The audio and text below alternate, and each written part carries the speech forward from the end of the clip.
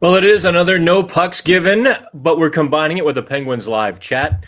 Let me maybe get this a little bit closer. Hi, I'm Dan Kingerski on the Pittsburgh Hockey Now YouTube channel, also the Facebook channel, and Lord knows what else we're going to do today. So instead of taking a day off in sunny LA, I could do this, and you can see exactly how crazy sunny it is. I know, I'm rubbing it in to you all as it's like 10 degrees in Pittsburgh. It's cold in LA. It's only like 50, 55 degrees. So here's what's on tap. We're going to talk with Penguins play-by-play guy, Joe Brand. We're going to kind of get his thoughts on this weird tweener state the Penguins are in. After Joe, we'll talk to Hannah Kirkell, our brand new Vegas Golden Knights beat reporter. But Hannah, of course, has covered the Penguins for most of the season, too. So we'll check in with her before we ship her out to Vegas. Interesting note last night. I don't know if you stayed up late to watch the game. The Penguins never let up. I mean, by the end, the LA Kings were just kind of like, okay. The Kings had been the one to pack it in. It was a bit of the role reversal for the Penguins. No Rickard Rakell back in Pittsburgh, tending to a family matter. Oh, I should probably turn off my phone, huh? Trust me, we have. I've thrown this together all last second when I realized there was a 3-hour time difference, and we had the time to do it. So I'm not going to keep Joe Brand waiting much longer here, because hey, there's Joe. What's up, Dan? How are you? Sweater on. Look at that.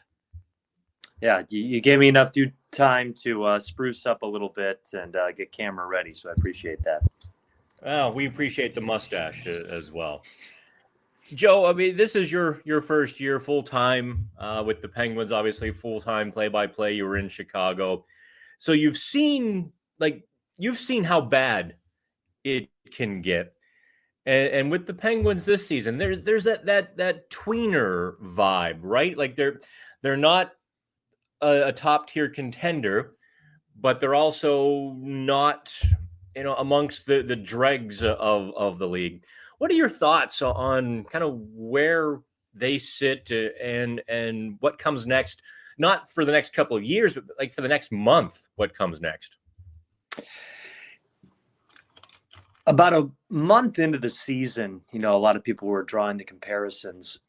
And I mean, honestly, for the past couple of years, I feel like we've drawn the comparisons with the Blackhawks and the Penguins just because of the dynasties aligning around the same time. But the difference is, Jonathan Toews wasn't the same player. Patrick Kane was on his way out. The Penguins still have a very good Sidney Crosby, a very good Evgeny Malkin, a very good Chris Letang. I mean, pieces that they can rely on. But clearly that's not enough. And I think Penguins fans know that, and everyone understands that throughout this year. So I don't know if the Penguins are ready to take that drastic of a step, because I think the Blackhawks at the time saw the writing on the wall, but they were much closer towards being completely distant from that dynasty than where the Penguins are now. But I don't know, does that make it more challenging for the Penguins at this moment? Because they do still have some very solid pieces. I do know that going through a complete rebuild is no guarantee. It's not very fun. And it's just difficult to understand what you're going to get on the back end. You have to have a lot of trust in who drafts players. You got to have a lot of trust in who develops players. And I'm not saying the Penguins don't have that, but there is just a lot of uncertainty. So with last night's performance, it's pretty interesting how this team shows that they can compete with some of the best teams in the league at random times. The unfortunate thing is they're missing the consistency of that right now. But boy, it was last night fun. It was a full-on effort. Phil Bork, my partner, was probably calling it the most complete game of the year, considering who they were playing too at that. But it's just a matter of continuing to step forward with that effort, because lately for the Penguins, it's been a lot of one step forward and then 2 steps back. It really has. How's it working with Borky? I mean, here's a guy who's lived more life than you and I ever will combined. He's like the bridge. He's the bridge from the Mario championships to the Crosby championships, and he's a lot of fun. I know for the fans, what's it like working beside Borky? It's just as fun and 10 times more fun. He's everything you want in a partner. He brings the excitement each and every game. He's the easiest guy to lean on. I feel, so safe with the broadcast, knowing that I have his expertise, his fandom, just his connection with the Pittsburgh Penguins is a huge asset for me. And it allows me to just do my job and just kind of do my thing. And he provides everything. He provides the insight. He provides the entertainment. He provides the breakdown. It's really been a wonderful, what is it now, 48 games. It's been really cool. I've worked with a lot of different people. I've pretty much loved everyone that I've worked with, but Borky constantly brings a different element that only he can bring. He's a very unique dude. He's a very authentic dude too. I mean, everything you hear him on the air, that's him in real life. He's an energetic guy. He's a supportive guy. And that's just the thing I've always noticed about him. He cares about like the overall product. And like, there have been times when I've been wrong about something. And he and I did a TV show there on Channel 11 for a hot minute before NBC lost the NHL rights. And he'd be like, no, look at this, look at that. He cared about not just the team, but also that, I wouldn't hang my ass out there in an incorrect sort of way, which I always just appreciated. I just would just listen and kind of, absorb what he was telling me. No, for sure. And I mean, to pull the curtain back a little bit, like as play-by-play guys or as play-by-play broadcasters, sometimes you feel like you need to be the full-on entertainment at all times. And you got to bring something that other people don't to make yourself stand out and provide an entertaining product. I mean, he does that. I don't have to worry about keeping people locked in because he's going to do that. As long as I do my job, he's going to handle the rest. And you're right. He cares about the overall product. It's not just about him being right. It's about what's being right that's said on the broadcast. It's not just about celebrating a Penguins goal. It's about talking about how detrimental the turnover was and bringing the emotion with it. I think that's why so many fans resonate with him and are just able to absorb what he brings every day because he thinks the game like a fan, or he lives the game like a fan at least, but he's got almost a player, coach, and fan aspect all wrapped into one. It's a pretty good, I didn't even think about the coach Borky. That should scare a few parents. But I want to get back maybe to the on ice part of this, because it's been confusing to me, and I feel like maybe you and I and Borky are the only people who've done all 49 games to this point. So nobody else has been there, quite as much or insanely as the three of us. I honestly didn't know what we were going to see last night. I think, we were talking with some of the colleagues and, this is going to be a tough night, that maybe the Washington loss ripped their heart out. And it kind of felt like that Saturday night and even Sunday morning as I ruminated on it a little bit more. And then they literally took it to the Kings from, about the first shift. There were some mistakes, but they get on their toes and they didn't let up. So they've got 4 games now in this road trip, 4 winnable games. Joe, answer the impossible question. Which team are we going to see against Anaheim, Seattle, San Jose, and Utah? I can't answer impossible questions. I've given up trying to do that. You're absolutely right. What fun is that? And honestly, heading into that game, I can understand that narrative. A rough game against Washington. You go into LA, it's their first home game since the tragedies. They've got all this emotion, all this extra energy tapped into the building. And the Kings are 14-2-1 at home. Like everything was going against the Penguins, not to mention Rickard Rakell wasn't with the team. So I give the team a lot of credit for getting up for that game, but staying up for that game. We've seen the Penguins get off to great starts and not be able to continue it after the first period, but they did that and so much more last night. I don't know what's going to happen against the Anaheim Ducks because we have seen the letdown after a good performance. But this Penguins team is also a bit of a chameleon team, right? They get up for some good opponents. And then sometimes when they play some weaker ones, maybe their A game isn't brought. But I think the players understand it's getting towards crunch time. They understand where they're at in the standings, even if they don't look at it every single day. And they understand where they're at as a team too. It's been lately, again, the situation of one step forward and two steps back. This road trip is huge for this team right now. And who knows? It is make or break, isn't it? I mean, if they don't win at least 3 of the next 4, they're probably 8 points out of a playoff spot. And Kyle Dubas is not going to erase the lines in the sand like he did last year.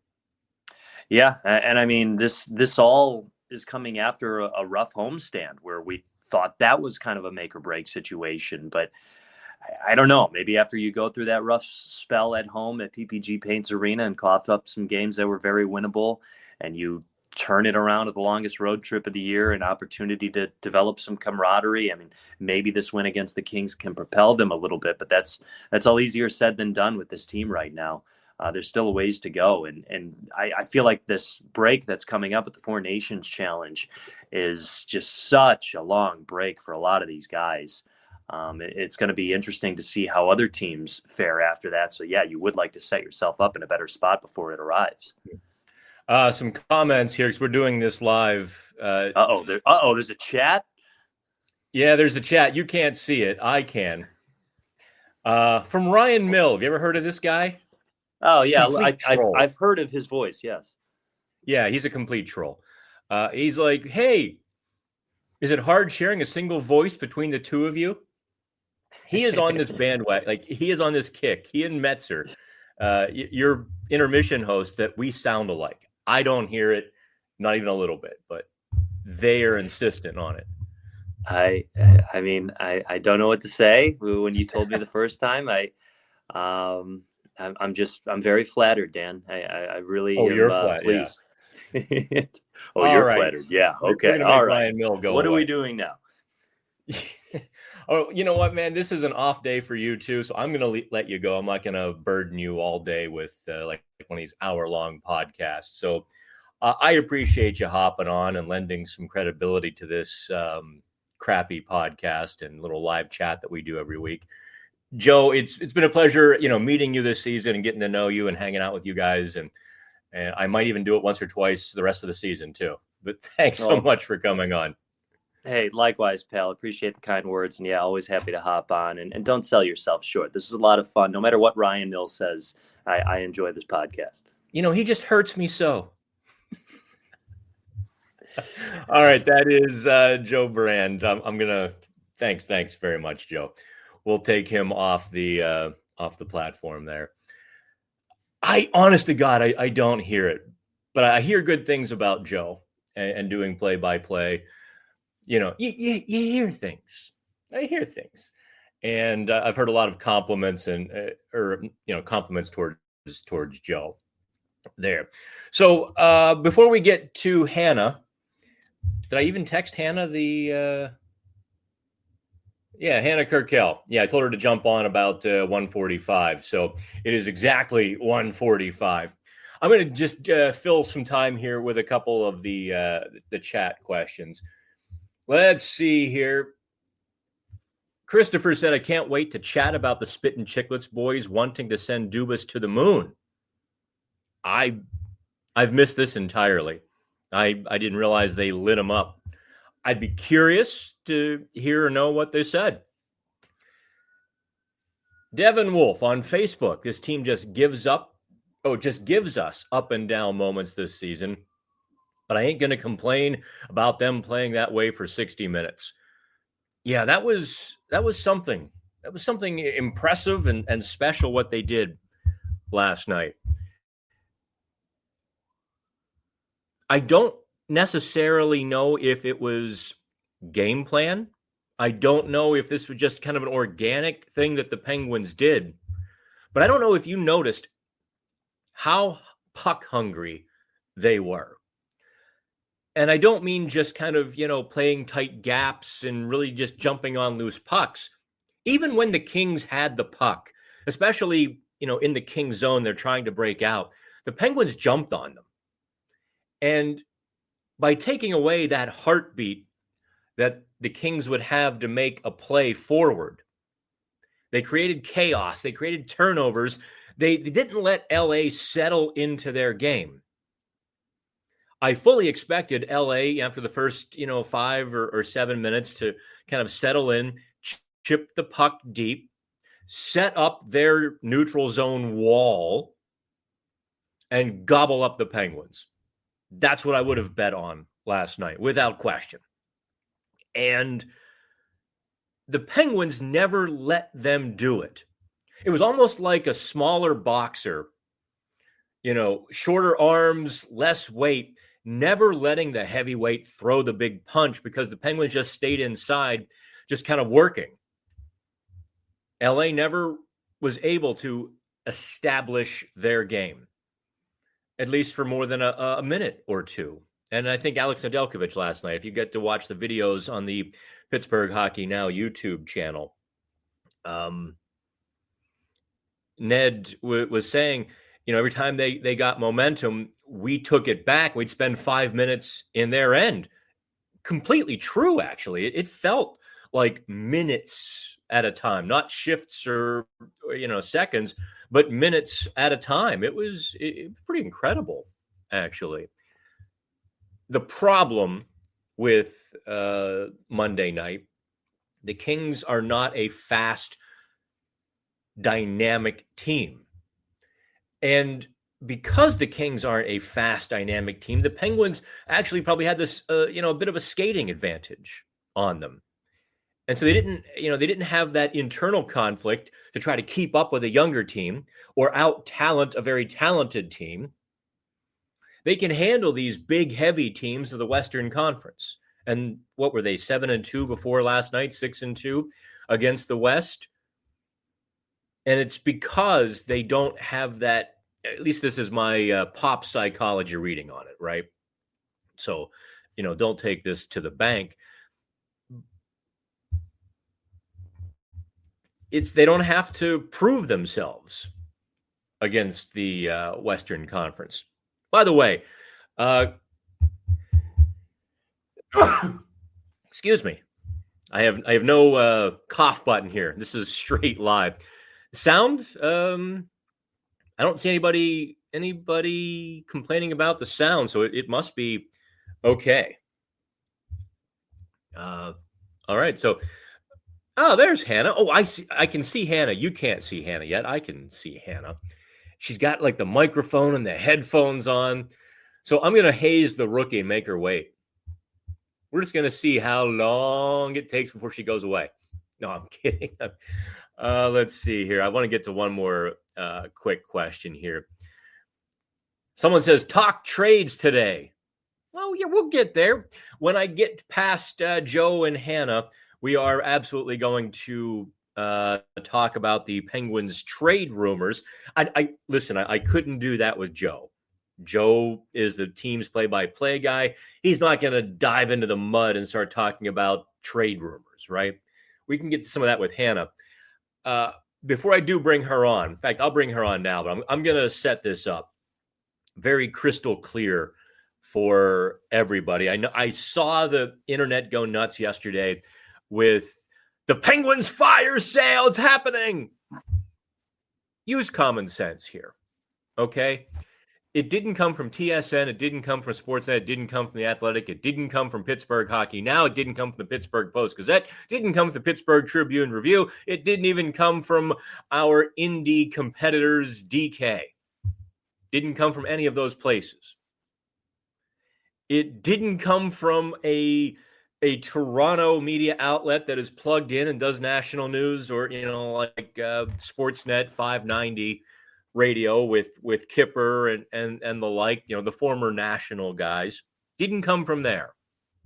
So always ask yourself, where did this come from?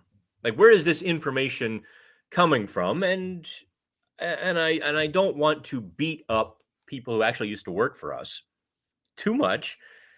this is a gambling website that really exists only to be linked by Spectre's hockey. And it was pretty much an exaggeration. It was a hardcore exaggeration. We know Penguins trades are in fact coming. We know that Marcus Pettersson, Pittsburgh Hockey Now, I think, was the last source on the story, 10 days ago now, that no contract talks had occurred. And if you read that story, Marcus Pettersson's face, said it all. And I tried to describe it as best I could. It was a full-fledged, disappointed acknowledgement. Erik Karlsson, on the other hand, has opened the door. He's focused on the playoffs, but he did not dismiss the possibility that if the Penguins take the long route, that it might not be for him. So at least that part, we're caught up on the trade rumors. We'll get into Pettersson and Karlsson and Raquel and all of that. I wanted to talk to Hannah because I think everyone's sick of hearing me opine and speak to the Penguins. I've only written about 100,000 words this month on these guys. Hannah, our brand new Vegas Hockey Now beat writer, how are you? You know what? I can't complain. It's a little cold, and my apartment does not have central heating. But other than that, okay. So you got like the little heaters, hidden around the house, space heaters and humidifiers. Oh man, I had to put my coat on the other night too. It was like 50 degrees. Dan, it's a balmy -2 here. Is it that cold? Okay. Yes, it is. Real feel. Well, we shan't burden Pittsburgh people with the weather. They know what it is. I don't. And maybe that's the one saving grace of this godforsaken journey that I'm on this road trip, is that I'm not in -2, because I am a miserable baby when it's that cold. I mean, I'm miserable anyway, but I become a complete baby when it's cold. Hannah, you got to see the game last night, and you've been, up close to this team at various points as well. Do they have a chance to make the playoffs? A legitimate chance? I mean, everybody has a chance still. Even the Sabres technically have a chance. But do the Penguins have a chance? I'm going to take your silence is probably not. Make a little bit of a hot take here. Okay. I'm going to say they go on a run on this road trip. They make things interesting by the trade deadline, and it comes down to the last few weeks when they regress to the mean and start playing 500 hockey again. They're not going to beat the Los Angeles Kings every night. They brought their A game. The Kings did not. I mean, who on that team looked like they were playing NHL hockey other than maybe Adrian Kempe, who only exists to score on the Penguins? I didn't realize what a shot he had. He's got a rocket. He's got a rocket. He terrorizes the Penguins. I knew he had a good shot. That circle blast last night was vintage Ovechkin. The one off the pipe or the one that went in? What's that? Which one? The one off the pipe or the one that went in? Because there were two on the same sequence. They just worked it around. No, the one that went in was, it was vintage Ovechkin. Like, it got near his stick and it was in the back of the net before he even finished the follow through. I was like, my God, that was something. He's got a rocket.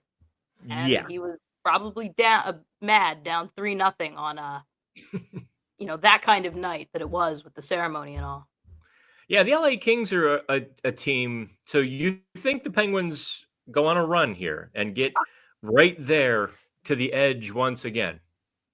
I think it's going to come down not to them, but to, do the Canadians continue to surprise people on this post-Patrick Laine kick they're on? Do the Senators continue to play well with their rookie goaltender, Levi Merrilainen, who is channeling the spirit of Patty Waugh or Dominic Hasek? And when Linus Ullmark comes back, obviously him too. Do the Blue Jackets continue to surprise people because they were in a playoff spot? Yeah. Well, I don't think the Blue Jackets do. Blue Jackets don't have the goaltending. This is No, but crazy. The Canadians, though, they've got you chutzpah. give a young team that much incentive, they start feeling momentum. They're too dumb to know they shouldn't be doing this. They got chutzpah, and they're not talking themselves out of it yet. Yeah, which is kind of funny because 6 weeks ago, Marty St. Louis wasn't an NHL coach. It was maybe time for them to find somebody better. The poor Canadians, Slavkovsky was, kind of a disappointment. Other players in the draft are better. The Canadians didn't really have enough goaltending. Sam Montembeault was, he's okay. Maybe we overhyped him. And then boom, here they are. And I think they're incredibly fun to watch. They are fun to watch. I don't know if they make the playoffs, if they get passed by a more veteran team like the Bruins, if they ever figure out what's wrong in Boston. The Bruins are done. Lord, I hope so. Am I allowed to say that? I'm tired of Boston. It's the same thing every year. They beat Toronto and then they get wiped. Beating Toronto is kind of fun to watch from an outside perspective. It certainly adds some salt to the NHL stew. Got that right. But all right. If given a choice between seeing this Montreal Canadiens team and this Boston Bruins team, I'm taking the Canadiens all day, every day, and twice on Sunday. Yeah. What did the Canadians give up for Line? Remind me again. I don't even know. Not much. It was like an empty grocery bag, maybe. Yeah. Were there even pucks in it? There was maybe a receipt in it. Yeah. IOU. Yeah, an IOU. So to answer your question, the long and short of it all, I don't really think that's up to the Penguins. I think the Penguins are who they are. And they'll continue to be who they are because they're obviously not going to add at the trade deadline, even if they're not having a fire sale. Yeah, I hate when those reports come out because it just makes all of our jobs so much tougher. Because everybody they're not one of those beat writers who can't say the truth. People think if people knew how often I irritated the Penguins organization with the stuff I report and write, they would shake seriously. It's like every day I irritate somebody from top to bottom over there. I am not the person who wouldn't report something if I knew it. And Kingerski is he's Mike Sullivan's boy. He and Mike Sullivan are buddies. Yeah, look at you laughing. You know the truth. Which is pretty funny. Anyway. Yes, it's a running joke amongst colleagues that, you just got Danned. When Sullivan doesn't want to give an answer, he'll give you the Dan answer. I don't know what you mean, or... I don't know why you would ask that. Yeah. But anyway, so when someone from the outside drops a big bombshell, for some reason, in the zeitgeist that we live, it's more credible.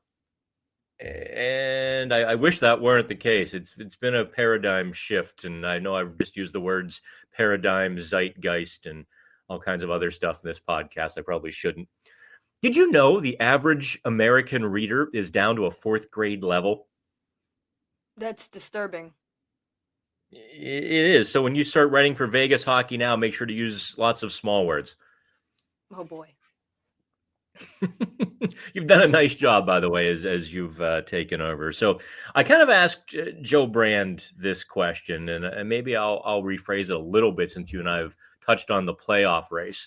I happen to think that the other shoe has to drop sooner than later, because the longer Kyle Dubas lets this team kind of stick around, the harder it's going to be, or the more it's going to hurt them. And I almost think like last year with the Jake Gensel thing, if he had stuck to his guns and, there were 3 points at which he said, okay, this is kind of the line in the sand. We need to be X, this close, or we need to be in this position.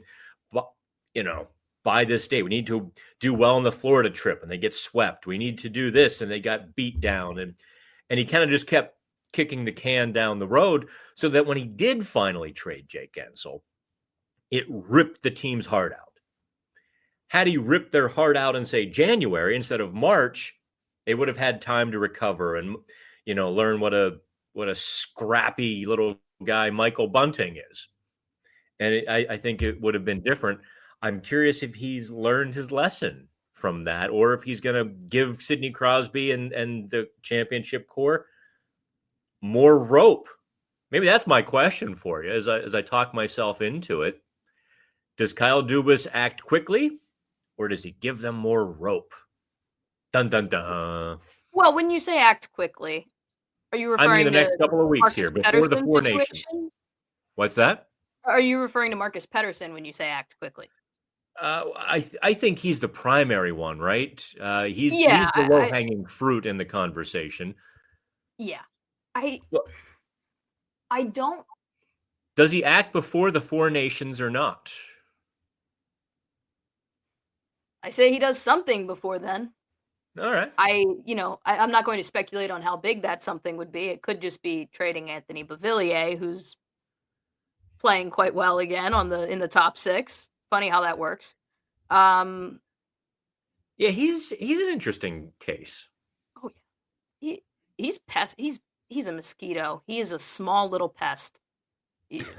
But you can tell he played for the Barry Trotz. Oh early my on God, in his career. He's such an Islander, isn't he? He is, because he is so detail oriented. He doesn't make those silly, stupid mistakes. He doesn't make the turnovers. He is always in the right position. So when you put him with a guy like Sidney Crosby, he's not going to put up the same numbers that Rickard Rakell does. He's not going to help Sidney Crosby put up the same numbers. But there he is last night, just in the right spot every time. Poking a puck across the line, chipping it to Crosby behind the net, and all those little things. I mean, I don't think fans realize how good how helpful he can be. Oh yeah, I mean, I'm not comparing the talent, but when you see how well Michael Bunting, or not Michael Bunting, I'm sorry, I got my B's mixed up. Anthony Beauvillier does with Sidney Crosby. It's similar to why Guentzel did so well, because they're both smart and they're good down low, and they know how to get position in front of the net, even though they're small. Obviously, not saying the talent, but similar type of player, similar type of hockey mind. So, the question though, does Dubas jump before the Four Nations? Yeah, I think he does. Just because, like you said. And yes, this is a full 1 liter bottle. When you're in a hotel with no cups, you do what you got to do. I saw you look at me like, what the hell? I thought it was a 40. Anyway, I was like, wow, that kind of day. If it were a 40, it wouldn't have lasted this long. Oh, so the hell trip continues. Anyway, yeah, I think so. Like you said about Erik Karlsson, he's focused on the playoffs. They think they can. They have belief, misguided or not. If Kyle Dubas doesn't think that they can. Yeah. I mean, Jake Guentzel got traded and they laid a 5-0 egg to Washington that night or something like that. Yeah. Well, you know what? I think I might have mentioned this on a previous podcast. I don't mind talking about it now. Oh, that was the night that the other outlet completely stole my headline a day later. And I forget what very unique word I used that nobody else would use that kind of word. And I was talking with Dave Molinari, like, Dave, do I write this? Do I do this? It was the night the Penguins gave up. And I wrote it and I didn't hit publish because it was just so brusque and dark and almost angry. And there was a tinge of vitriol in there. I'm like, nah, this is almost fanboy. Can't do it. And lo and behold, the fanboy sitting like 10 or 15 feet away was like, great idea, and did that anyway. But I digress. Well, now I'm curious. What was the title?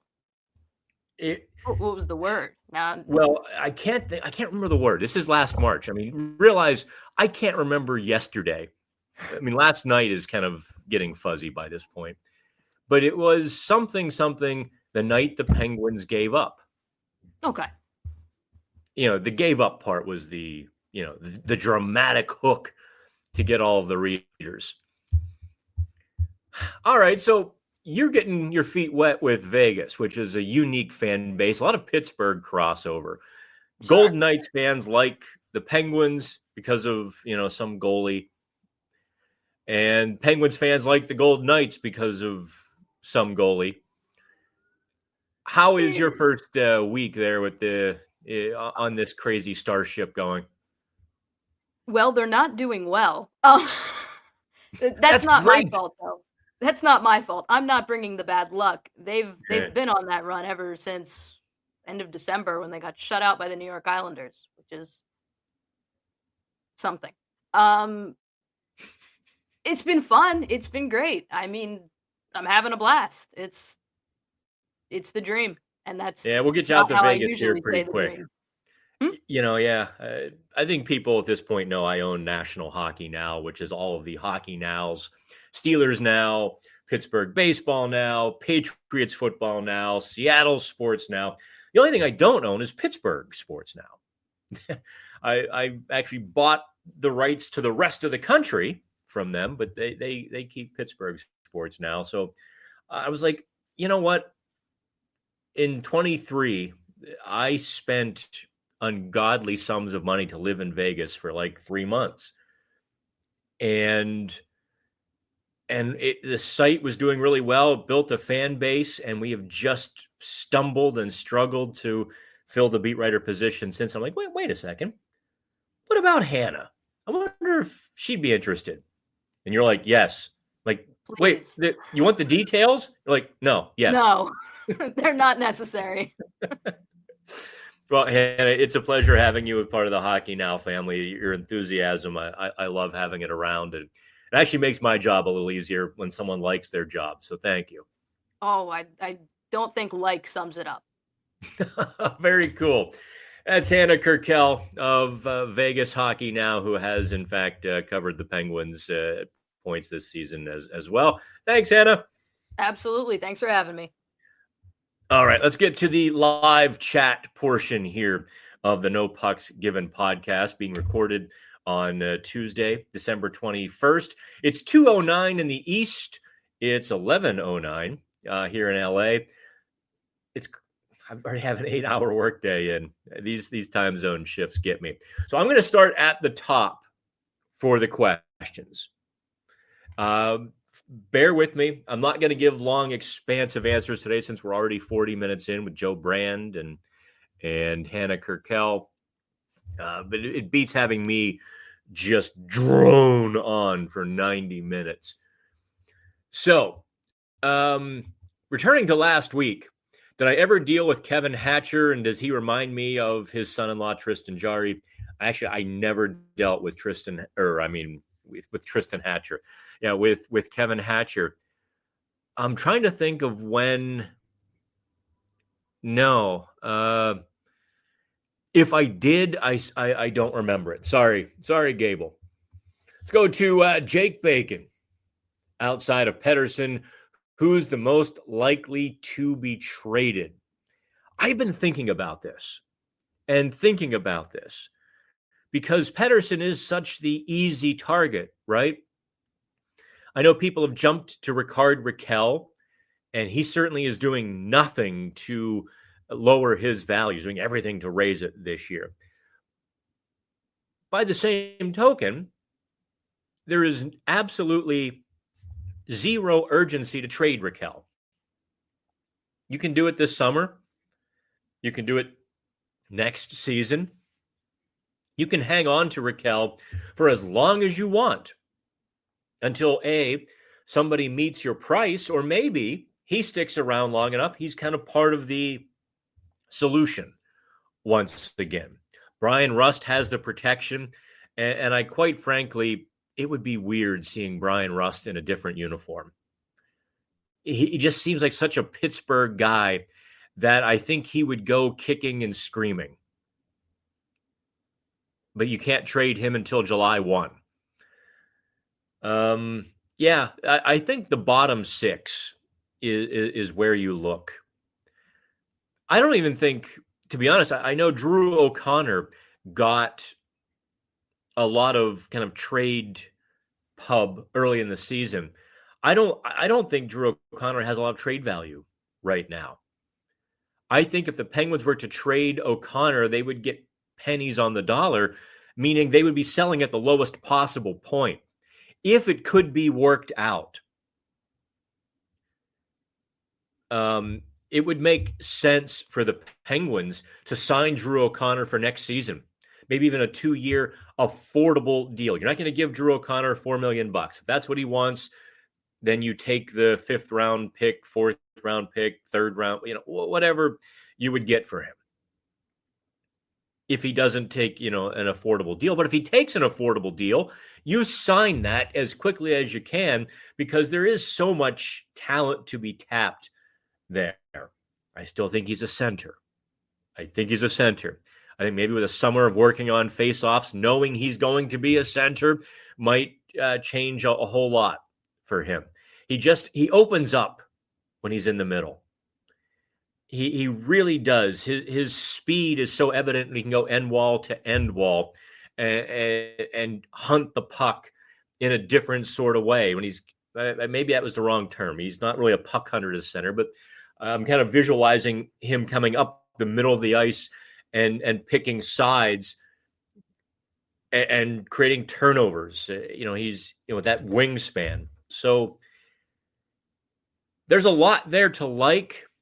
But no team is going to pay for, going to pay full market value anyway for a 26-year-old who has, he scored in just one game since October. He had 2 goals against Detroit, but, hasn't really scored since. So O'Connor is, for me, kind of off the table. Like Hannah mentioned, Anthony Beauvillier is a sneaky good player that another team that's paying attention probably would jump on. Certainly, Blake Lizotte signing a 2-year deal. And he's young. I think the Penguins might want to keep him around. The difference in their lineup with and without Blake Lizotte, significant. Maybe the next person on board would be Noel Acciari. Yeah, as I talk it through, Noel Acciari, I think, would be maybe second in line for the trade conversations. I think I answered every question 6 times there. I can't even think. One PBD decode. Something decoded. Anyway, trade Pettersson, Raquel, Lizotte, and DOC. Why? Let's see here. Big Joe, is that your cousin? Great stuff. I honestly, Brian Metzer was the first person to say that Joe Brand and I sounded alike. I don't hear it. One thing I noticed is when the Pens are faster, they look better, but when they aren't, it really shows. I suppose so. They still haven't.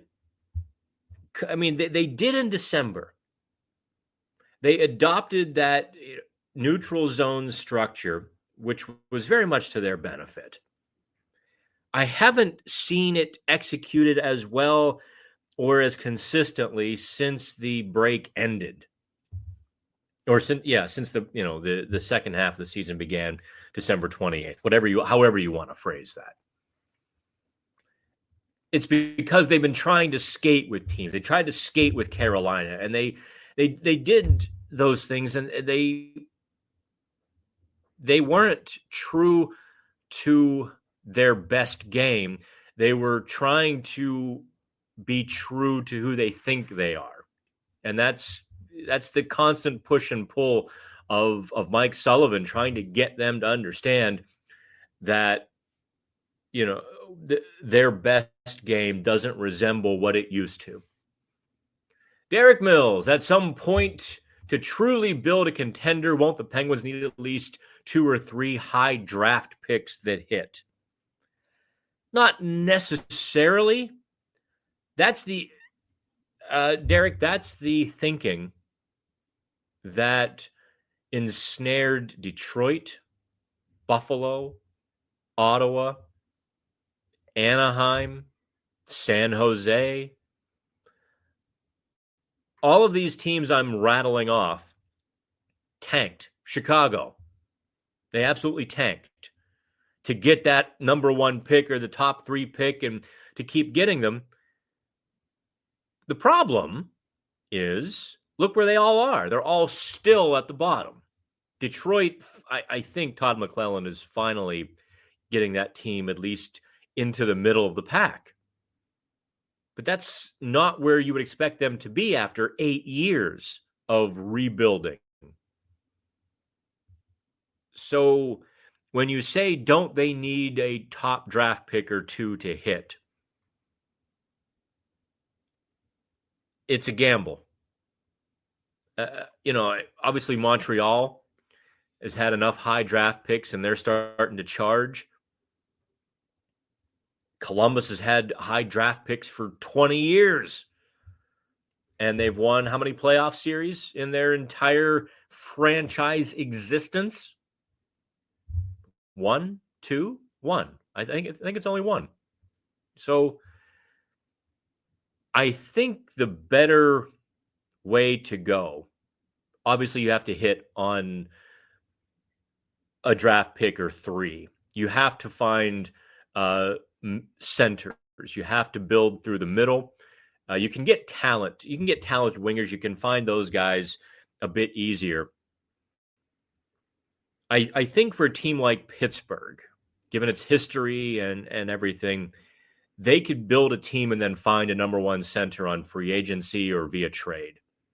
I think that's the more likely route, given Dubas's stated aversion to the tear down, rebuild, and drafting at the top for several years. Black Swan says, thank you for what you are doing. I don't even know how to respond to that. Thank you. It's kind of weird to me to get compliments, so don't do that. My question is, do you really believe about a huge trade coming up? No. There is not a fire sale coming. There are trades coming. There is not a fire sale coming. Full stop, period. Let's see here. I keep thinking DOC will be a good move if he's signed for a reasonable cost. He is a good bottom sixer. I agree. O'Connor's been playing really well. He helps you win even when he's not scoring. That doesn't necessarily mean he has a lot of trade value, though. So you're exactly right. I think keeping DOC, I think keeping Drew would be a smart move for the Penguins at this point. Maybe with Washington, they were just tired. No. As you saw last night, the Penguins, they should have been more tired Monday than they were Saturday. It's not like Buffalo took a lot out of them. Buffalo didn't beat them up Friday night. It's a pretty easy flight, Buffalo to DC, no problems there. It wasn't like they had to take a train. It wasn't like they had to drive all night to Pittsburgh, catch a train in Pittsburgh that got stranded in Connellsville for 2.5 hours because of a disabled freight train blocking the tracks, get into Washington at like 5 o'clock, go straight to the arena where you eat gummy bears and Doritos for dinner, covering a hockey game, get back to a destroyed, disgusting Airbnb where you get 3 or 4 hours of sleep on a hard little couch because that's the only piece of clean furniture. Then you go to the airport where they promptly lose your bag because, well, actually, someone steals your bag. Your carry-on bag, no less.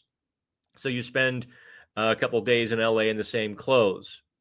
It's not like the Penguins had to go through that. I don't know who did have to go through that. You can see the bags under my eyes are a little bigger than recently. Anyway, Georgia says Tanger was robbed due to that sneaky goalie and his net. I don't know if you guys watched the postgame. I did ask Mike Sullivan about that. I kept it vague. I kind of wanted him to tell me the story, and he sort of smirked. All's well that ends well because the Penguins win. He didn't, that goal didn't cost them. Sullivan sort of smirks, and it's like, yeah, the net might have been off a little bit, but it was going the other way. But when it was coming back his way, give the goalie credit. That was a veteran move. He really knocked it off. So, yeah, that it actually should have been a goal. By the way I understand the rules, maybe they've changed it since then. Maybe things have changed. I'm not a referee who studies the rule book every year, but yeah, the puck crossed the line. Their guy knocked the net off, and yeah. Josh Shaw says Ned seems to be playing better since Jari was out on waivers. Why do you think that is? I'm going to quibble with you a little bit there. That would be a great story if it were true. I would have written that Tuesday morning if that were true. But like going back to the Edmonton win, Nedeljkovic makes 40 saves in the win. And you just go back over the last month. Look at how many saves Nedeljkovic has had to make. He had the one stinker. Was it Ottawa when they lost 5-0? Otherwise, I don't think that he is playing significantly better without Tristan Jarry. I think this is how he's been playing, and maybe there's a bit brighter spotlight on him now. Jay Son says it came from a Montreal beat writer. No, it didn't. The Penguins, the big bombshell yesterday was on a small gambling site. I don't want to beat the people up because I know exactly what happened. I can see it from a mile away without knowing the insides of it.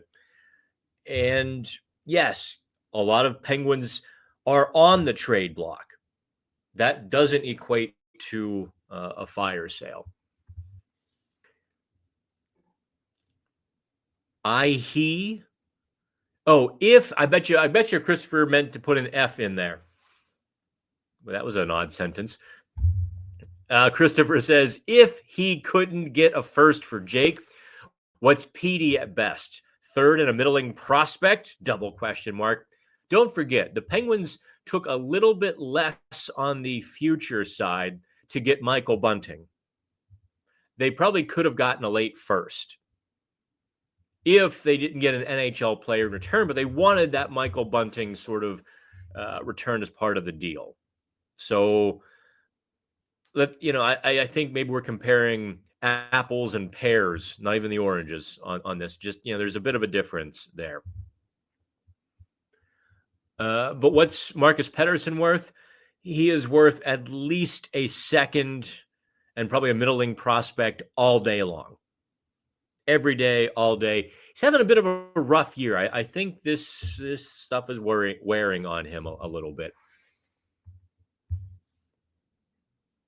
Devin says sound just got delayed for a few seconds. You'll be talking, but the screen is frozen. Otherwise, it's good. Well, I am on the hotel Wi-Fi. So that was half an hour ago. Sorry, guys. Let's see here. Let's go back to Cal 66.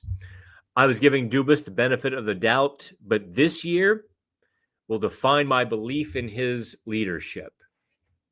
That's an interesting take, Cal 66. I'm not saying you're wrong. Next year was my circled year. Year 3 was, to me, the pivot point. because he still has so much to undo. I don't think people realized quite the Herculean task getting, or maybe I can almost compare it to turning around a cruise ship in the Allegheny River. There's just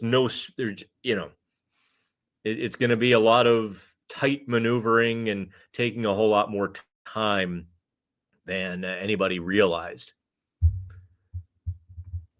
Marcus Pettersson for Nils Höglander and a second, or Nick Robertson and a second.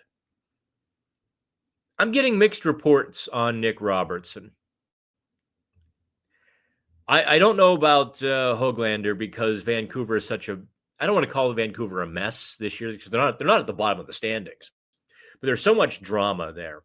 I wouldn't touch Höglander's contract. No, has it kicked in yet?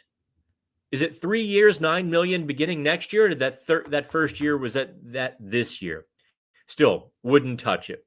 Not unless Vancouver kicked in draft picks.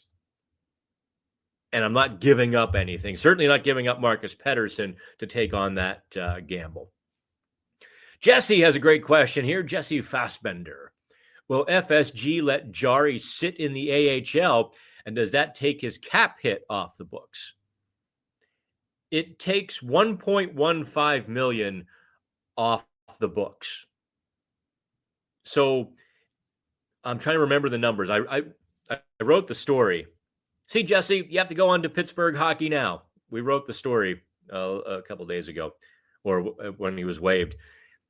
$266,000 difference between the carried or the stashed amount, which is $1.15 million, and Joel Blomqvist's salary. So the Penguins, with that swap, are saving about $266,000 on the salary cap. Next year, that 1.1 I think goes up to 1.25 million. So that's what they'll get, off of Tristan Jarry's salary if they don't buy him out. I believe a buyout is the most likely course of action. Next year, they would save about $3.5 million if they buy him out. Like he would cost, I think, 1.7 against the cap. It's years 2 and 3 of the buyout that were pretty brutal. Year 2, Jarry would cost $5 million against the salary cap, so they would literally save $375,000. But when you factor a replacement, then they're in the red. Year 3, he was going to cost $4 million against the salary cap. $4 million and change.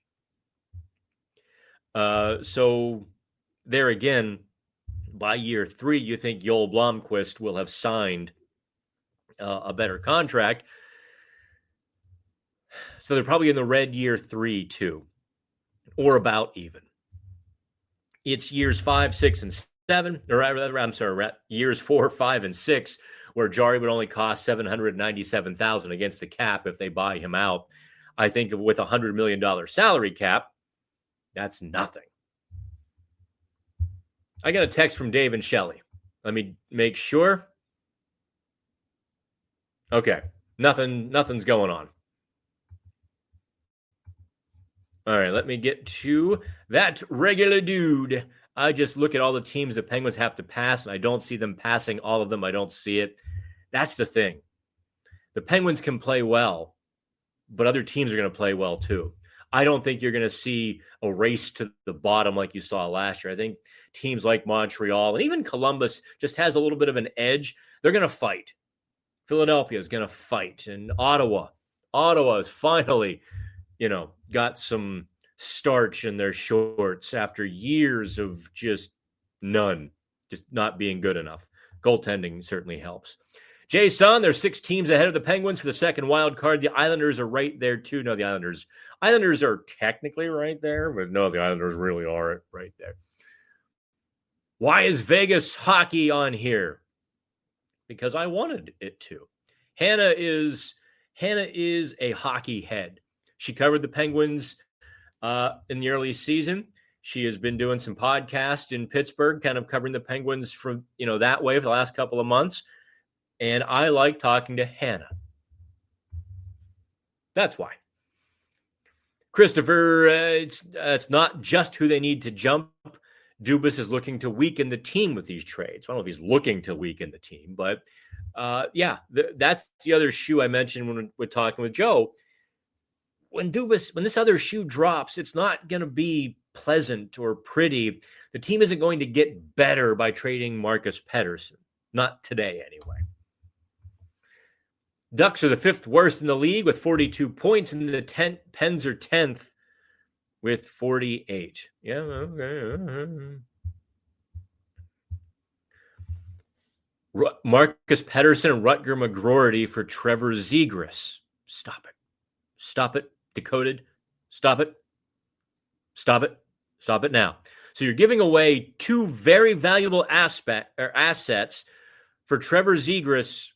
Haven't we been over this on Trevor Zegras, who really has to prove to a lot of the league that he takes his job seriously and that he can learn to play a 200-foot game with more than just highlight reel goals?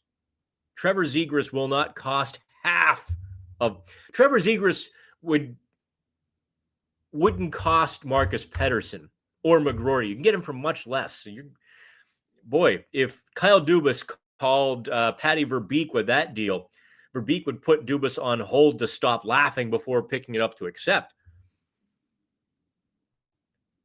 Oh, yeah, we mentioned with Hannah.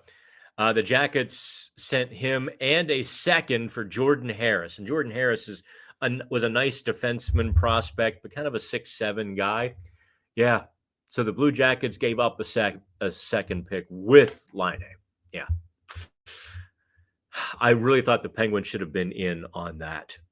Just imagine Line A with Malkin, Raquel and Rust with Crosby, Bunting, and oh boy, that would have been a top 6. Let's see here. Get somebody new. Archangel. Dubas has to figure out a way to dump Jari and Graves. I don't know how, but he needs to find a way. Yeah, you can't buy them both out. You certainly don't want to buy out Ryan Graves, who after this year will have 4 years remaining on that contract, which means a buyout you'd be paying for 8 more years. That would, think about that. That puts you into like 2032. I mean, 2032, at that point, Don Trump Jr. is running for president. Or maybe is already president. I don't know. Barron's almost president by that point. I know I made some of your eyes roll. Some of you just cringed and just logged off. Oh my God, I can't think about it. I kid. Let's see here. Jari, 50% retain. Okay, so Dakota's just going to play general manager here. I'm game here. I'm game, Decoded. Jari with 50% retained to the Flyers for Rasmus Ristolainen. Now you're warm. I did sort of hint that the Penguins and Flyers could do a one-up trade, Jari for Ristolainen. That was before the Penguins traded. The Penguins waived Jari. That might have some legs. The Penguins might have to kick in a little sweetener because I think Tortorella actually likes Ristolainen quite a bit. And I can see why. A right-handed defenseman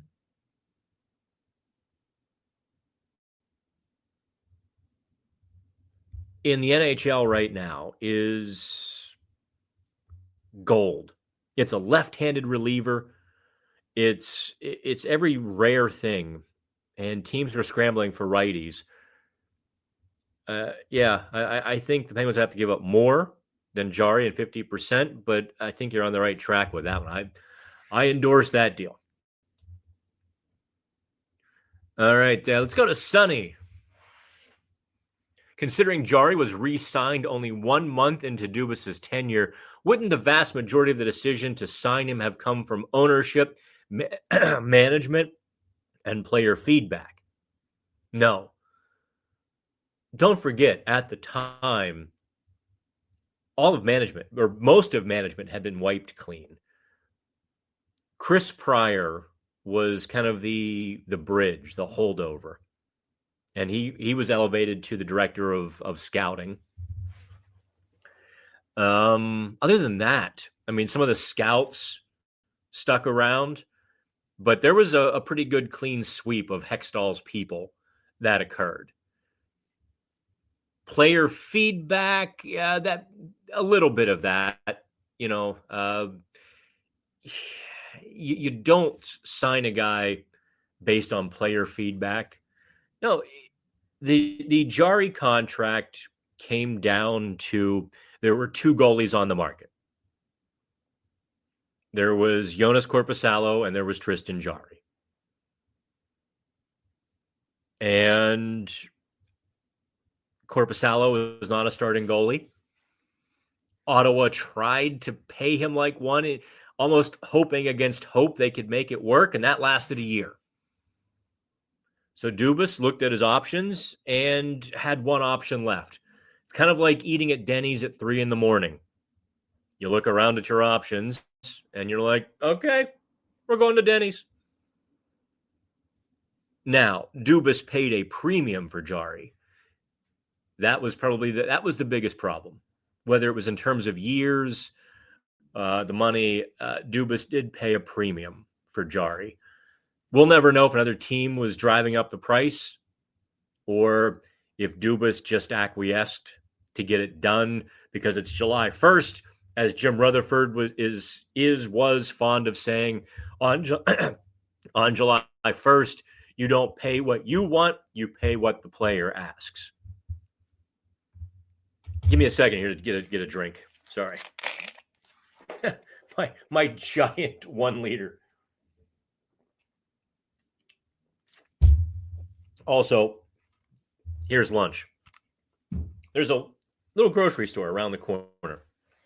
LA is a funky place, man.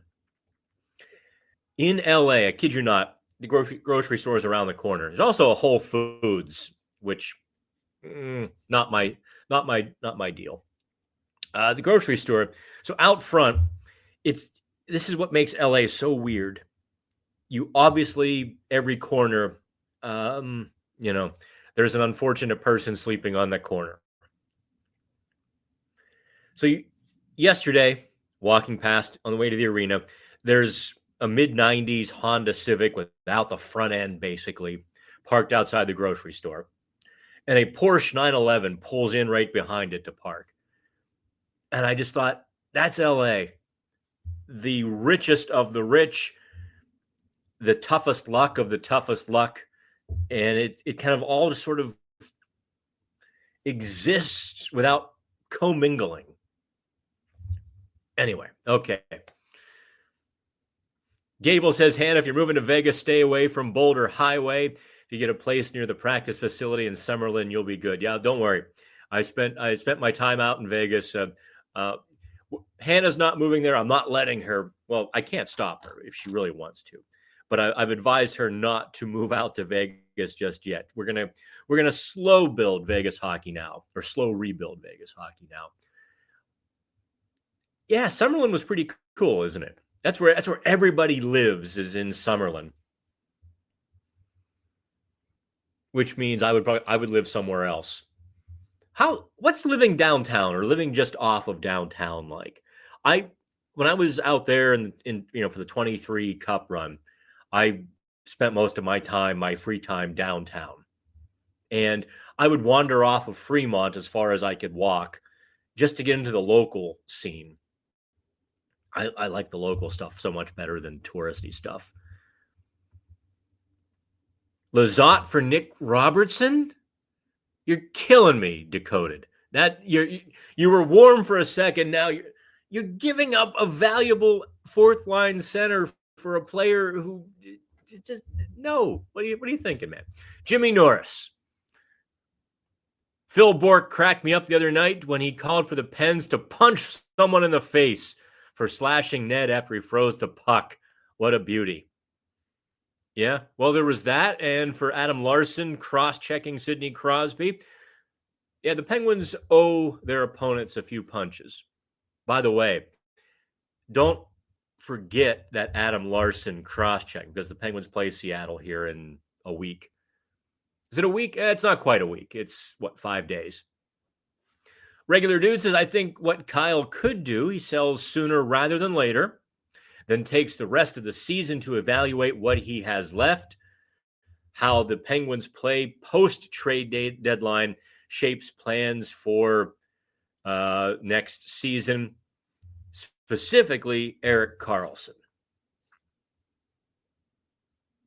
Interesting. That's almost a reasoned and rational take, Regular Dude. That has no place on the internet. Don't be doing that again. By the way, people mistake my facetious voice for my angry voice. Maybe it's just in the eyes. Yeah, that was my facetious voice. That was pretty good. I don't think Karlsson has time. I don't think Dubas can turn this around quickly enough for Erik Karlsson to stay. He's trying. Karlsson is giving him the latitude and leeway to keep trying while that room fights for a playoff spot. I think this summer, Erik Karlsson is probably the big get again. Did you see him last night? My God, Karlsson was good last night. He was 4-star. That first period alone, he was skating past his own teammates, just flying by them, flying by the Kings. And when he plays like that, like Grizzlick said to me, before the road trip, man, when he's dialed in, it's fun to watch. And Grizzlick has a front row seat. Yeah, I think Karlsson will have a few suitors. I don't know that the Penguins will get a first and second round pick like they gave up. They might have to eat some salary like San Jose did with Mikael Granlund. And you see how poorly that's worked out for them. That was my facetious voice again. Let's see here. Montreal, Detroit, Ottawa are well ahead of Pittsburgh. Yeah.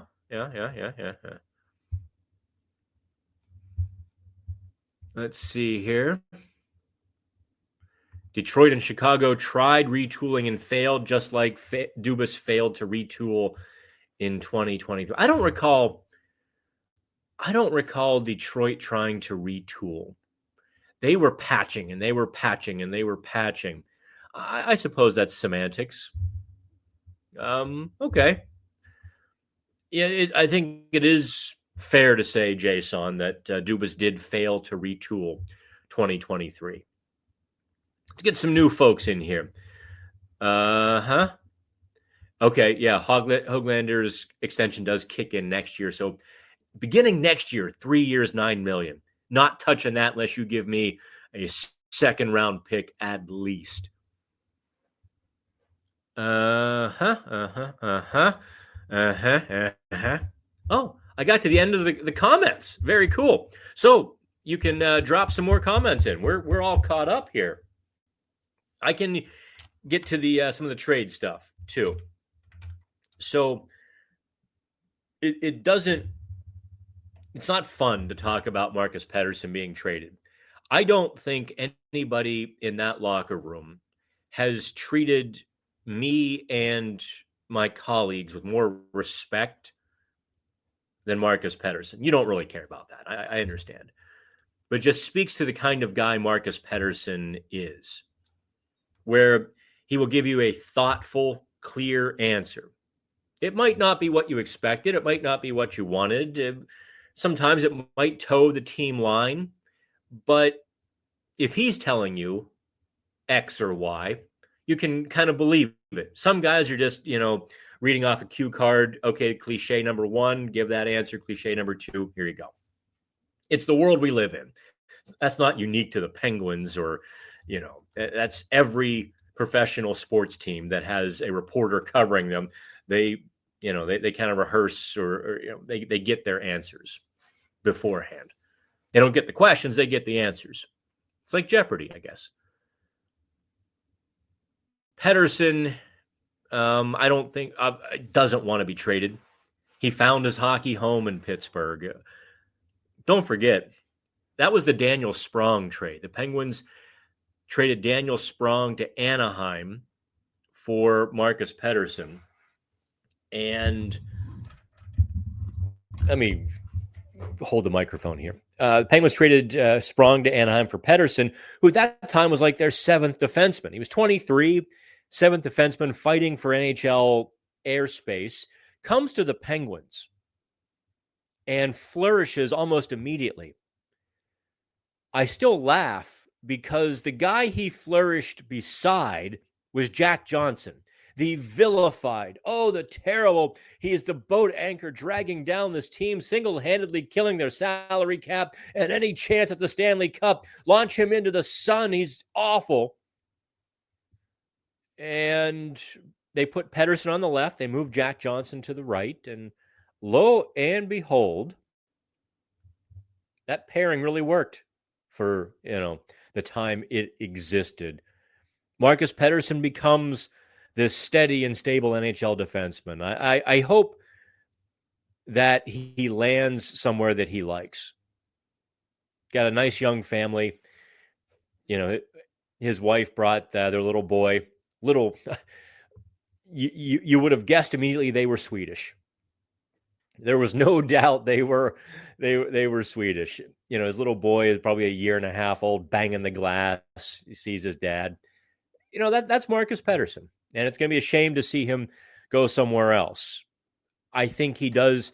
I'm probably going to scale back my prediction of a late first-round pick for him, like Sean Walker got last year, only because of Pedersen's up and down, season this year.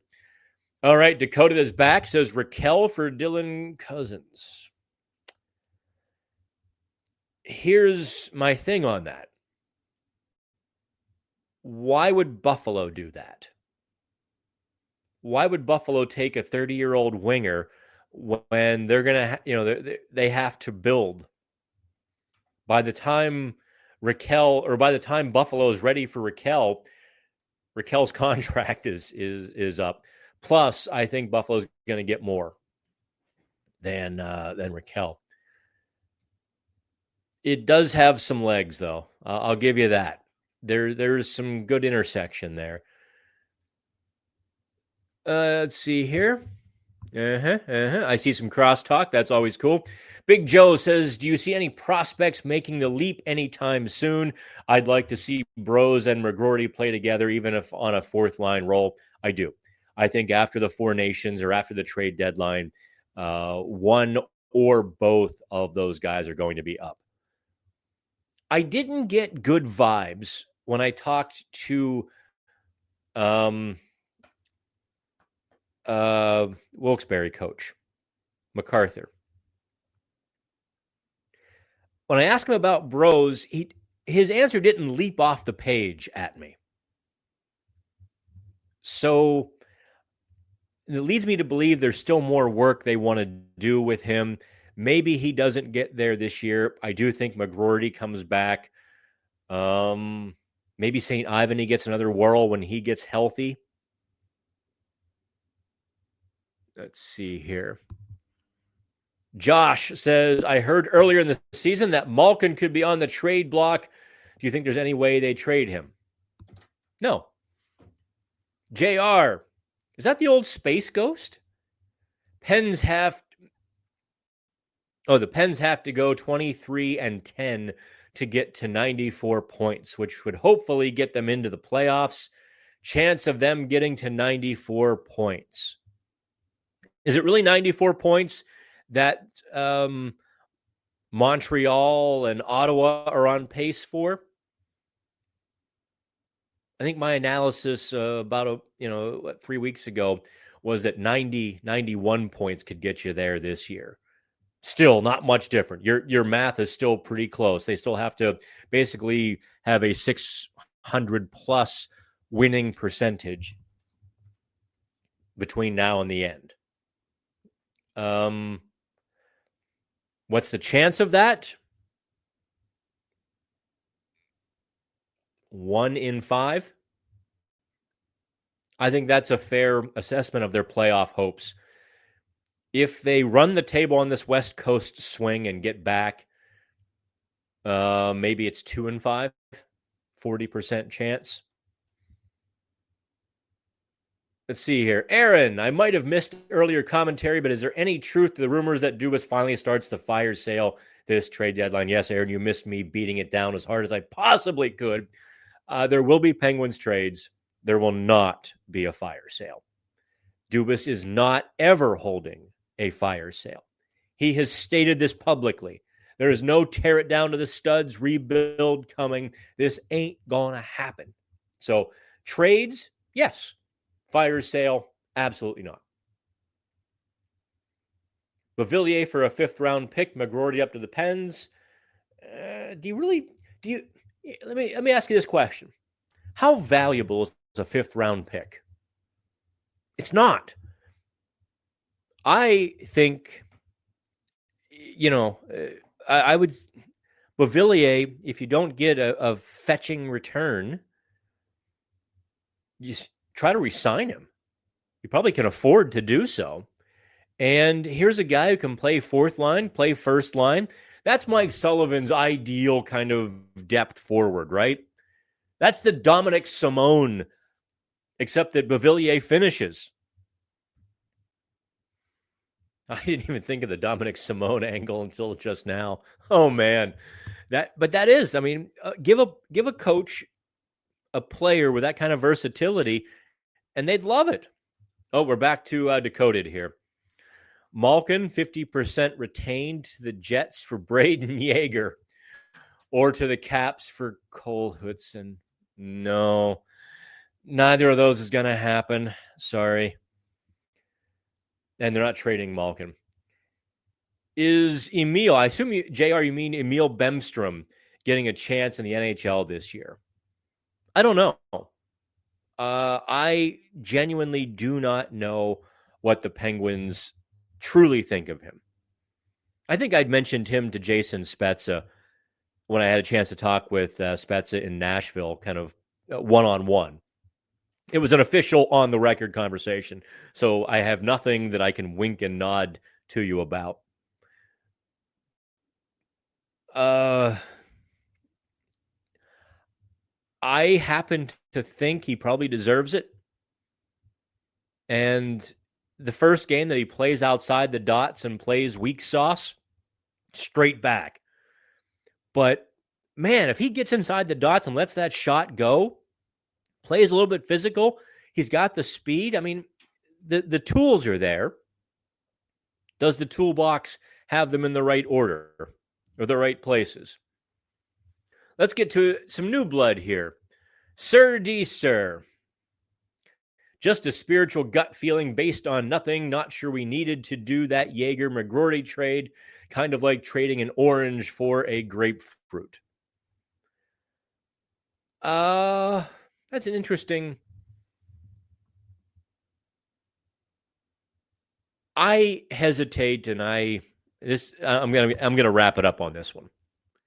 I hate downgrading or criticizing or feeling like anyway I'm beating up an 18 or 19-year-old player, because they really are Play-Doh at that point, right? They haven't been put through the Play-Doh hamburger helper squishy thing to get anything out of them. There were obvious flaws I saw in Yeager's game when I scouted him at the Memorial Cup last June. And by the way, I hope this is why you follow me, why you go to Pittsburgh Hockey Now, and why you do all these things, because nobody else went to the Memorial Cup. I take that back.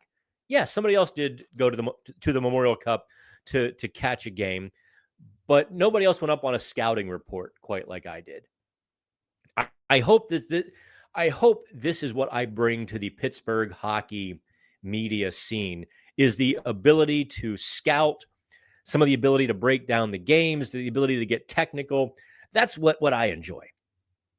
I don't go to talk to a player and get their input on their development or a coach's input. I of course got that as part of my scouting, but to the point I was making, I didn't like the way Jaeger played at the Memorial Cup. Hated it, in fact. I thought it was tepid. I thought it was cautious. I thought he was focusing on playing defense until the last 5 minutes when his team was behind. And then he kind of charged into the fray.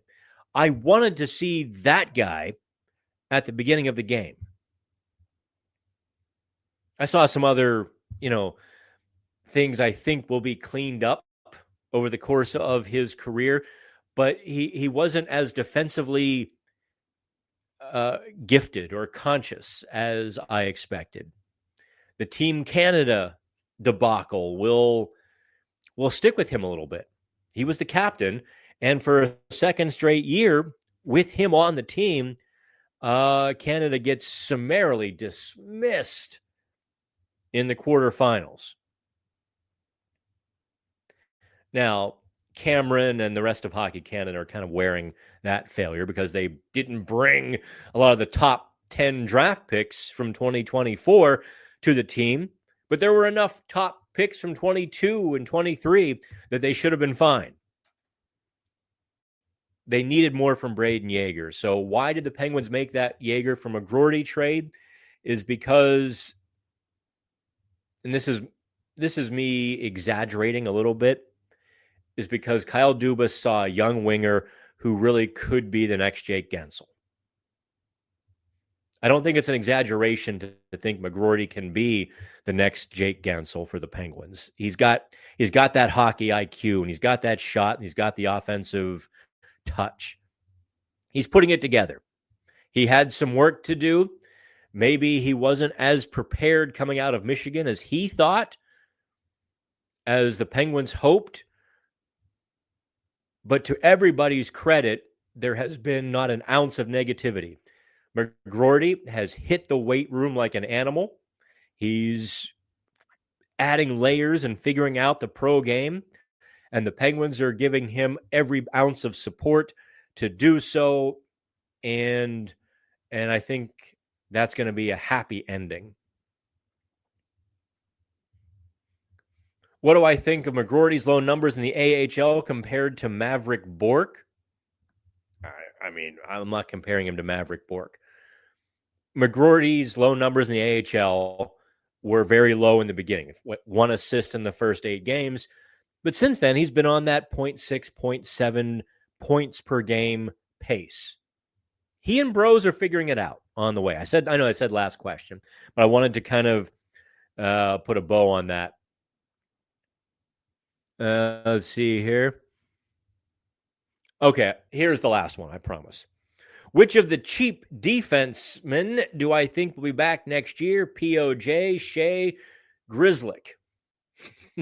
I appreciate your spelling of Grzelcyk there, JR. I hope that for both sides, the Penguins realize that Pierre-Olivier,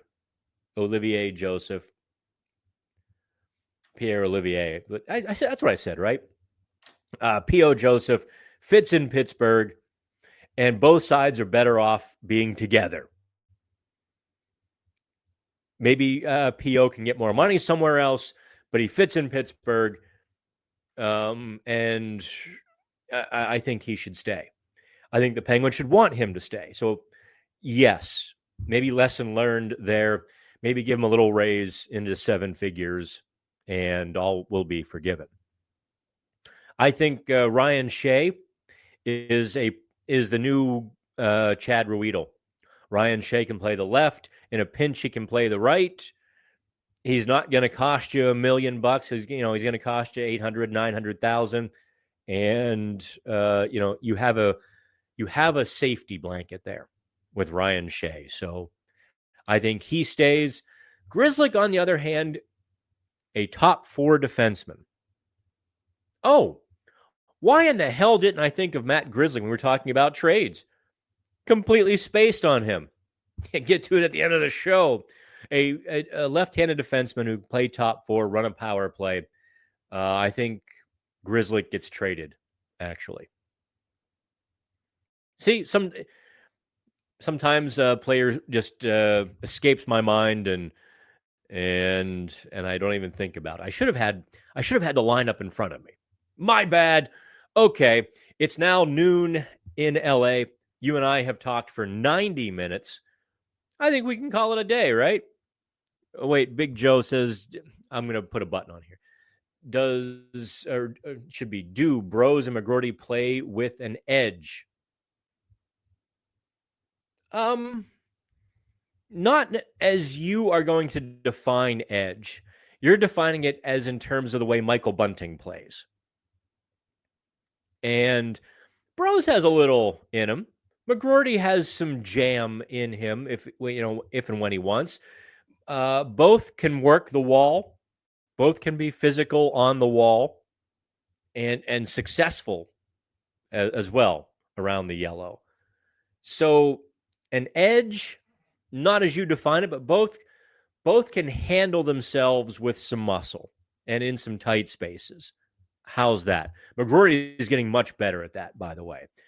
That's why it was so important. The Penguins put him in the weight room.